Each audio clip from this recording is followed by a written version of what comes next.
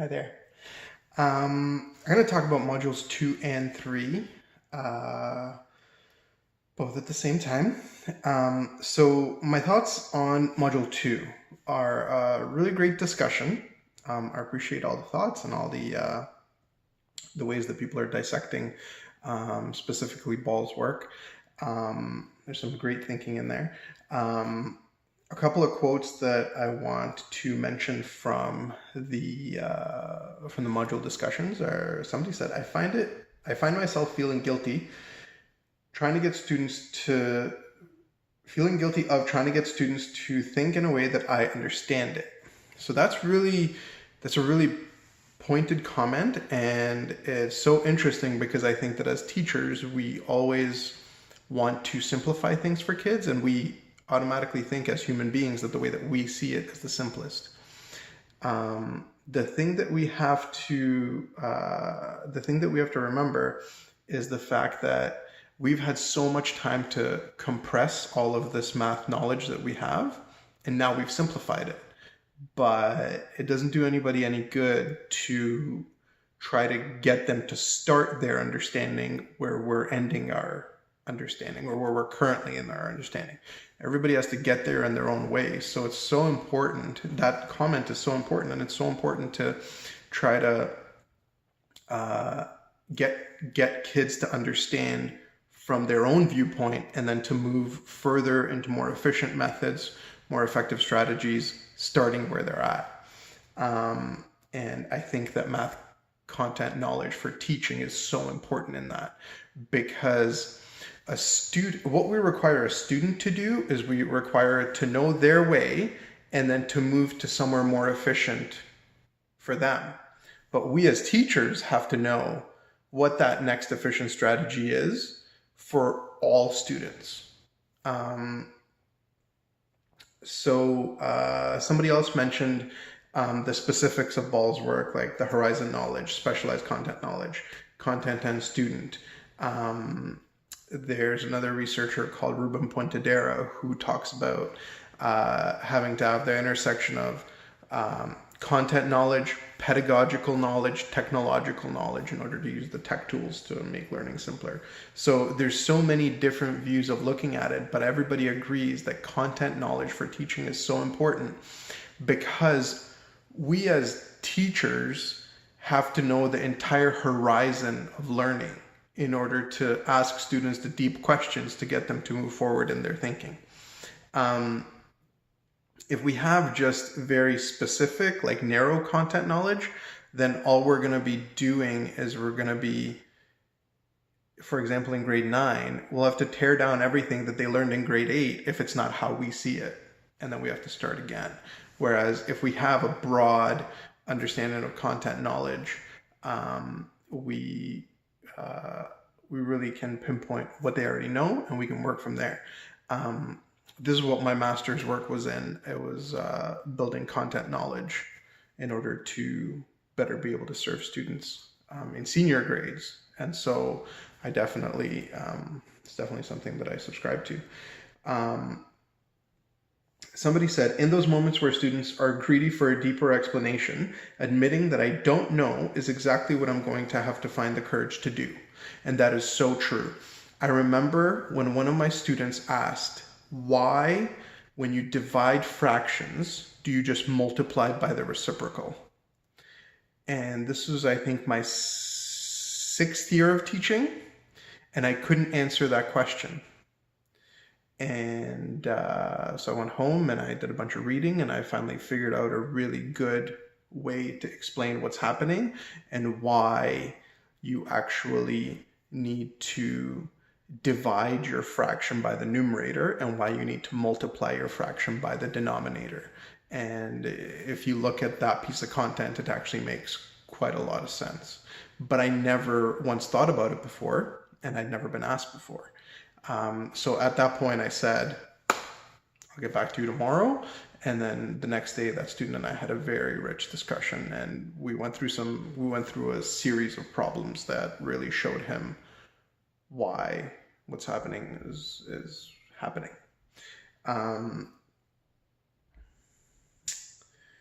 Okay, moving on to module 3. Somebody mentioned that you, as a teacher, have to be able to say, I don't know the answer yet. And I, as a teacher, say that all the time, even when I do know the answer already. And it's so important, and I pretend like I don't know things all the time. And that's very important for kids. Kids have to see themselves as mathematicians. So you'll find, and I've found in my experience, that the best class culture in a math class is when students see themselves as mathematicians as opposed to math students. And to me, that's really, really important, because working closely with mathematicians, they're still learning math. They're learning very complex math, but they're still learning math. So they're still students of mathematics. So it's important for my students to see themselves as mathematicians as well. And that's not going to happen if they think that I'm the mathematician and they're just getting everything from me. The thing that I want to end off on is somebody posted a picture of a which one doesn't belong in kindergarten, and I use which one doesn't belong all the time. And I'm going to share with you my site at the bottom of this video in the little dialog box. I'll show you my website where I keep all of my activities that I use with my students and with teachers that I work with and with principals that I work with. But I want to show you an example. I'm going to go low tech. I could totally do a video of this, but I don't want to. So you see the 4 graphs there. And my question to you is, which one doesn't belong? And you have to commit to one. And this is, again, a class culture piece. Students know that there is no wrong answer. There's a lot of things that we could say that don't make any sense, but all of these don't belong for certain reasons. And there's many reasons, and students will always come up with reasons that I didn't even think of. But if I have the content knowledge to lead this discussion, we can get into so much mathematics. And so if I ask students which one doesn't belong, students will talk about things like increasing, decreasing, steepness, direct variation, partial variation. They'll talk about quadrants. They'll talk about x-intercepts, y-intercepts. They'll talk about slopes. They might even talk about word problems, which these things might represent. I've had students do that. Because some of them don't actually make sense for some word problems. For example, there's one that's all in negative numbers, right? The y values are all negative. So that might not make any sense for certain word problems. And then what might happen is I might ask students, okay, so let's say that the top left has the equation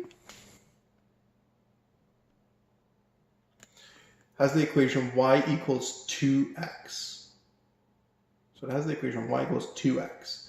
Tell me what the equations of all the other ones might be.